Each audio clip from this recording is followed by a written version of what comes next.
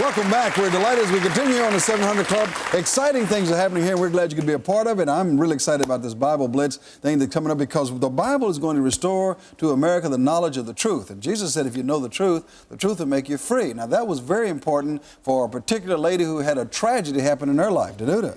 Well, horseback riding was an important part of life for Rhonda Charles. In fact, she loved to ride her horse every morning, and then something devastating happened. A car accident threatened months of confinement in bed, and the car was totally devastated. They apparently, an intersection crossing came upon them, and one car didn't stop, and another car didn't stop, and the car was crushed.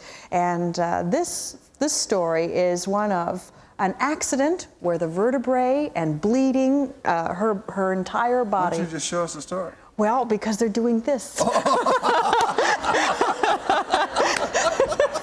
That's a good reason. And in television, this means stretch the story of it. So I'm going to sort of fill you in and then let the story sort of plug us in. Don't keep. We have many miracles on this show, and this story is going to be another one of those miracles. In fact, Pat was talking about a book that he is writing on miracles, and this story should be part of it. Cynthia Glazer has this report from Indiana. It was a hot but beautiful midsummer day. Rhonda Charles and her sister were driving home from town. Their parents were out in the yard working their horses. None of them were prepared for what was about to shatter their peaceful day. As the girls approached the intersection, Rhonda's sister, who was driving, did not see the truck coming up around the corner, and the truck driver did not see them.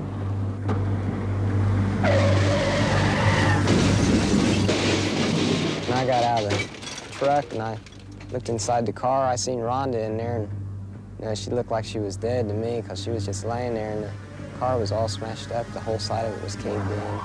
She was real serious. She was broken up pretty bad, and she was screaming with the pain.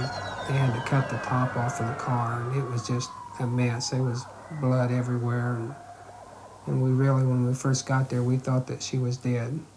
When she came in, she had evidently lost a lot of blood, and from the fractures of her rib and her pelvis. You really bleed a lot from fractures. From a broken leg, for instance, you can lose about 3 units of blood just into the leg, and people go into shock from that. And that's the condition that she came in what we call hemorrhagic shock. It's just one of those things where you always think, this could never happen to my family. You know, my kids could never be involved in an accident. You know, my kids could never have broken bones, and you just don't, you never think it's going to happen to you, but it does. And then to see how the Lord touches and takes all of that away, it's beyond being able to explain at times, I guess. What Donna is referring to is the way Jesus intervened in the situation.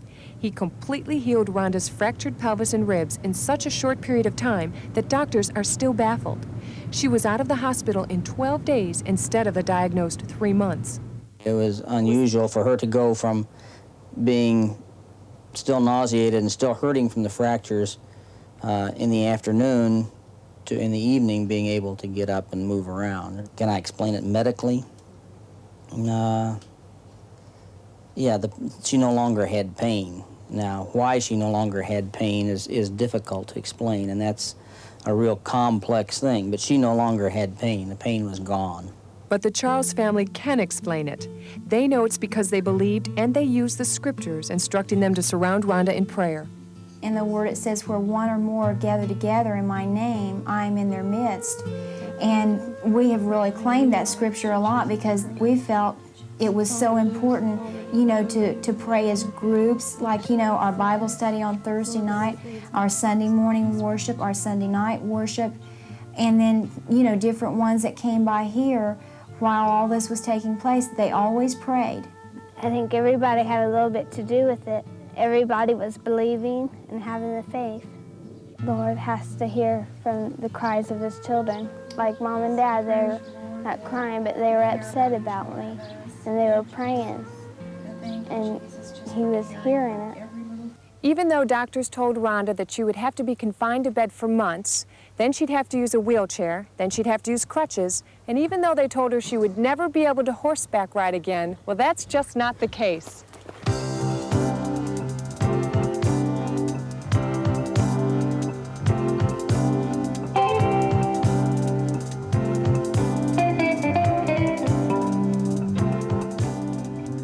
That was one of the first things that the doctor told us when he came out. He said, just flat out, she will never ride again. She was out of the hospital on Tuesday, and the following Saturday, she went to a horse show and she contested and she rode barrels and poles and, you know, and even placed, I think, in one of her classes, you know. How do you know that God healed you? Because I know that when I went in there, I had all kinds of broken bones, I had internal bleeding, and the pain was really the worst I've ever felt. And I was out in 12 days. I mean, that's a miracle, you have to admit it.